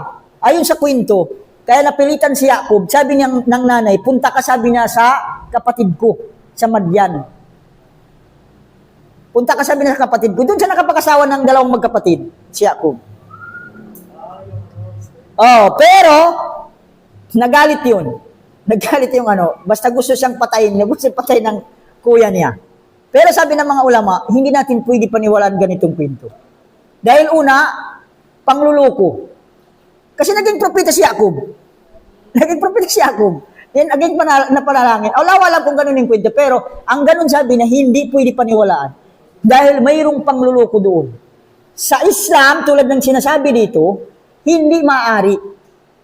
Dapat ang mga propeta tapat at matakot sa Allah subhanahu wa ta'ala. Although nangyari yung kwento doon, pero walang ganun. Walang ganun So anumang kwento narinig nyo sa Biblia, sa sino man nagkwento sa inyo, na negative. Ano ba yung negative? Yung masama. Tama ba? Negative? Yung masama sa mga propeta, hindi dapat paniwalaan. Dahil ang paniniwala natin sa mga propeta, lahat ng mga propeta, alaihimus salam, ay sila ay tapat matakutin. Kasi kung halimbawa paniwala mo ng ganun, hindi sila matakutin. Halimbawa ganun, hindi sila tapat. Di ba? Hindi maaari. Kung ganun ang paniniwala natin, ano pa? Ay na, hindi na 2 minutes na lang. Ano ba yung merinda nila? Meron ba? Ano ba yung merinda? Meron bang merinda? Wala. Ay, kape. Ay, meron daw. Okay. Magtanong muna. Sino may tanong? Gamitin natin yung 1 minute.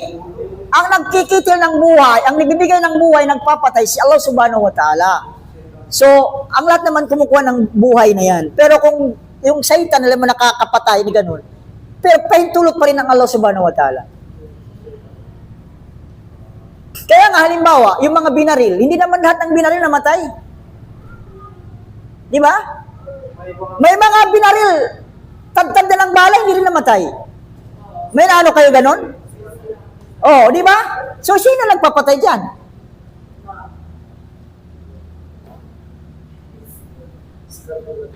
Mayroon naman na gumalaw lang kunti, namatay.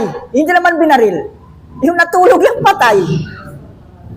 So, yung bumubuhay, naninilo tayo, bumuhay pa mapatay. Pero kung mayroon man yung binaril na matay, yung kasalanan ng pagpatay mayroon.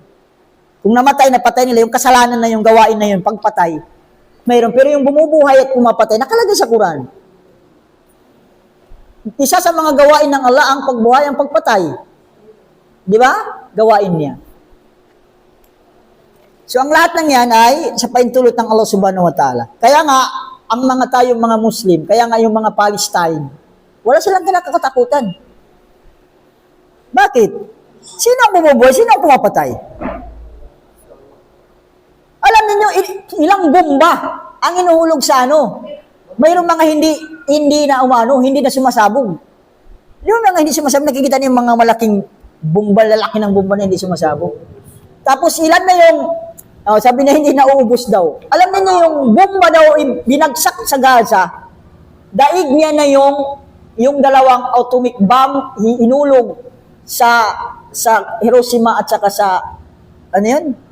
Sa Japan. Oh, yan sa Japan. Yung Hiroshima. Nagasaki. Sa Nagasaki at saka sa Hiroshima. Wala na yung bomba doon, daig na yung pero nanatiling buhay. Marami pa rin buhay. Although marami nga may namatay, maraming ano. Ang Satan nakapagbibigay ng pinsala, kung ano man yan, pahintulot pa rin ng Allah subhanahu wa ta'ala. Ang may kakayahan, si Allah subhanahu wa ta'ala. Kaya nga dapat ang tiwala sa Kanya. Na-accident. Ilan ang na-aksidente, may namatay, pero mayroon din na-aksidente malala, hindi rin namatay. Ilan ang nadaganan ng mga kuwan, hindi rin namatay yung iba. Pero yung mga iba namatay. Yun na, naintindihan na ni brother, ano? Dahil naintindihan na, tapos na tayo. Naintindihan na, tapos na. Ayan na. Sino pa may tanong? Ang ano man, ang mga yan, kung mayroon sila kapahamakan, kahit yung tao, kung mayroon man, kapahintulutan pa rin ng Allah subhanahu wa ta'ala. Kung mayroon tayong tiwala, maaari tayo ilihis ng Allah. Yung bala, nakaganyan na, maganyan. Diba? Yung mga kwan po ba, yung mga pinapatay na kadar ba nila? O yun nan, kadar. Ang ibig sabihin ng kadar, sabi ng Allah subhanahu, tingnan mo yung sinabi ng hadis. Kataballahu makadir, ibig sabihin yung kadar, ng lahat ng nilalang, bago palikain ang langit at lupa, ito 50,000 years. Nakasulat na. Yung maging teacher ka, nakasulat na. Yung maka-abroad ka, nakasulat na. Kadar na yun, nakasulat sa kadar. Hindi ka na makabalik, kadar. Pero hindi natin alam. Ganito. Okay, may tanong si brother, nababago daw ang kadar. Ang kadar, nakasulat sa Lauhil Mahfuz, hindi na yun nababago. Bakit? Kasi sinulat ng Allah subhanahu wa ta'ala base sa kanyang kaalaman. Alam niya ang gusto mo. Alam niya ang mangyayari sa'yo. Di sinulat niya. Mabago ba yun? Kung binago, ibig sabihin, mayroon siyang hindi niya alam. Naintindihan? So, kung mayroon man na bago, nakasulat pa rin yun doon. Halimbawa, yung makapunta ka ng Saudi, pero hindi nangyari yun, o nangyari o anuman, na tapos, nakasulat pa rin, yung pagbabago, nakasulat pa rin doon. So, ano yung kadar na babago? Kasi ganito kasi yung pagsulat ng kadar. Pero baka nandito pa rin kasi hindi pa tayo mabot sa kadar.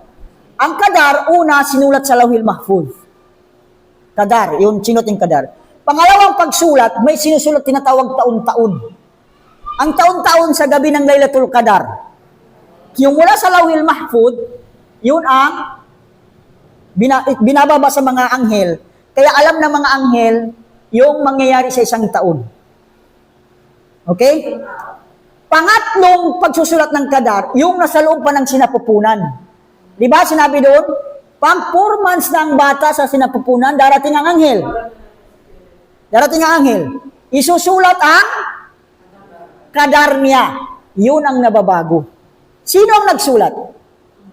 Anghel.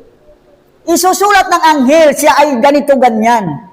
Panalangin, halimbawa, hindi ka maka-abroad. Ngayon, nanalangin ka, naka-abroad ka. So, yung sinulat ng anghel, hindi ka maka-abroad. Sinulat ng anghel, hindi ka maka-abroad. Ngayon, nagdua ka ng nagdua, nabago. Nabago, naka-abroad ka. So, nabago. Saan ang nabago lang? Ito lang, yung sinulat ng mga anghel noong ikaw ay nasa sinapupunan. Pero yung doon sa Lawhil Mahfud, hindi mababago. Pero yung mangyari, yung pagsulat ng mga anghel yun, nakasulat pa rin doon. Naintindihan? Tayo, wala tayong alam. Kaya panalangin ng panalangin. Ang mababago lang yung ito lang. Yung sinulat ng mga anghel noong ikaw ay sinapupunan. Yun ang nababago. Yung doon hindi mababago. Nakasulat na yung 50,000 years. Bago likay ng mundo, ang lahat nakasulat ng mangyayari base sa kaalaman ng Allah Subhanahu wa Ta'ala.